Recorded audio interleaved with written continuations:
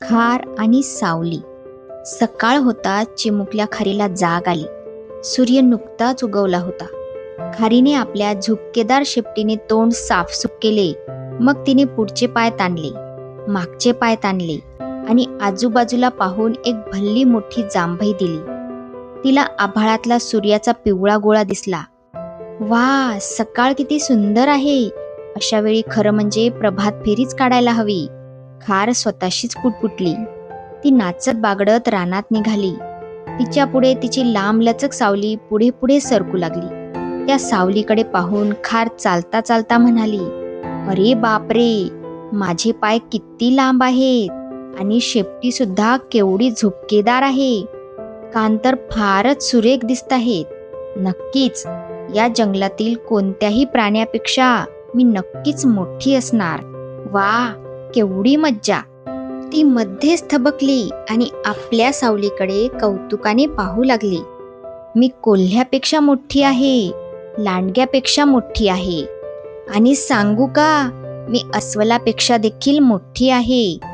हे ती एवढ्या मोठ्याने म्हणाली की ते बोलणे ऐकून शेजारच्या जाळीत झोपलेला कोल्हा दचकून जागा झाला. खारीचे हे बडाईखोर बोलणे ऐकून तो गुरगुरला, कोल्ह्यापेक्षा मोठी आहेस काय? आणि असे म्हणून त्याने एकदम खारीच्या पुढ्यातच उडी मारली. खारीने एकदा त्याला पाहून घेतले आणि मग पटकन झाडाच्या शेंड्याकडे धूम ठोकली. हुश, हा कोल्हा तर खरंच मोठा दिसतो. आजपर्यंत मी पुष्कळ कोल्हे पाहिले, पण हा सगळ्यांपेक्षा नक्कीच जास्त मोठा आहे. असे पुटपुटत ती झाडाच्या शेंड्यावरच बसून राहिली. कोल्हा निघून गेल्यावर ती थपकत थपकत खाली उतरली आणि नाचत बागडत रानात निघाली. तिला पुन्हा तिच्या पुढे चालणारी लांबलचक सावली दिसली.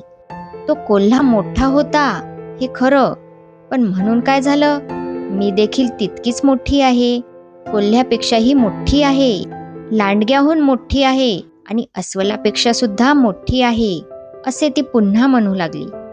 बाजूला वडाच्या खोडाआड एक भल्ला मोठा लांडगा अजून पेंगतच होता, पण खारीच्या ह्या बडबडीमुळे तो दचकून जागा झाला.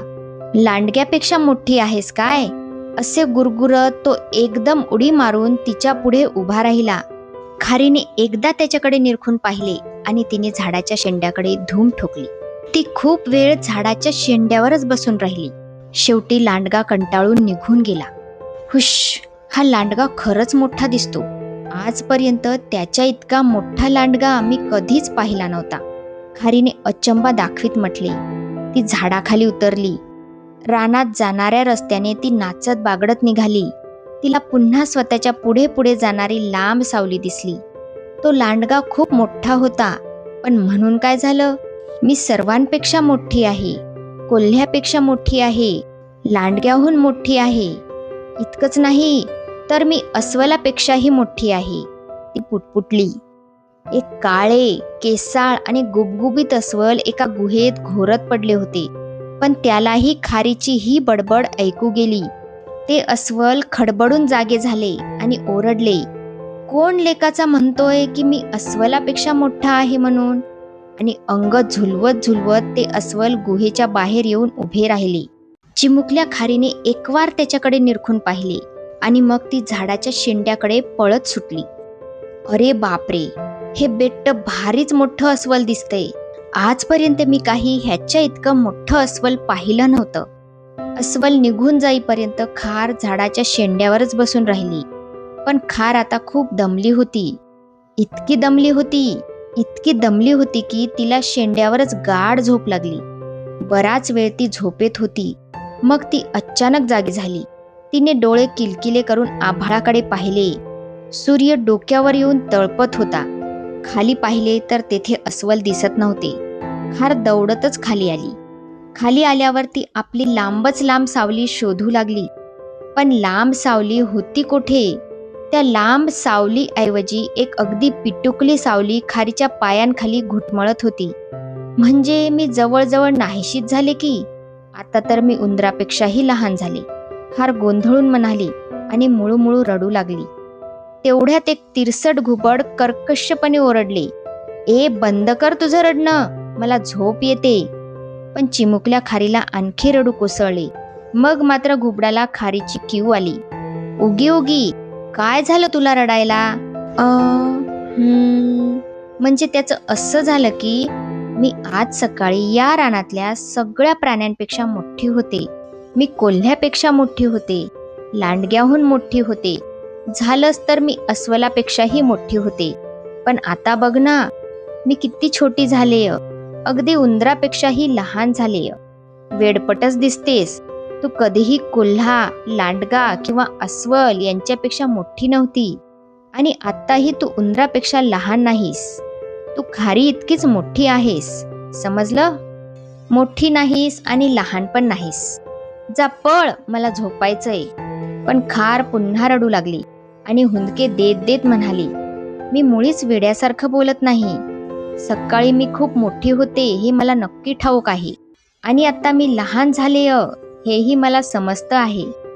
म्हणे मला माहीत आहे. तुला कसं ग माहीत झालं? घुबडाने खारीला खडसावून विचारले. म्हणजे कमालच झाली आता. अहो, मी माझी सावली पाहिली ना. सकाळी ती लांबच लांब होती आणि आता तर ती पार लहान झालीय. खार डोळे पुशीत म्हणाली. हात तिच्या, असं म्हणतेस होय? घुबड खुदकन हसून म्हणाले. अगं, सकाळी सावल्या नेहमीच लांब पडतात हे तुला माहीत नाही वाटतं, आणि दुपारी त्याच सावल्या आखूड पडतात हेही माहीत नाही काय? सकाळी तुझी सावली मोठी होती, आता ती छोटी आहे, पण तू मात्र खारी एवढीच आहेस. मोठीही नाहीस आणि छोटीही नाही. कळलं? खरंच का तसं असतं? माझा तर बाई विश्वासच बसत नाही. खार चकित होऊन म्हणाली. हवं तर तू संध्याकाळी पहा, तुझी सावली पुन्हा लांबच लांब झालेली दिसेल तुला, घुबड म्हणाले. खार मग सूर्य खाली जाण्याची वाट पाहत बसली. सूर्य डोक्यावरून बराच खाली उतरल्यावर ती झाडावरून खाली आली आणि काय आश्चर्य, तिची सावली पुन्हा लांबच लांब पडली होती. खार खळखळून हसली आणि पुटपुटली. माझी सावली अस्वला इतकी मोठी होते किंवा उंदरा इतकी छोटी होते, पण मी मात्र खारी एवढीच राहते.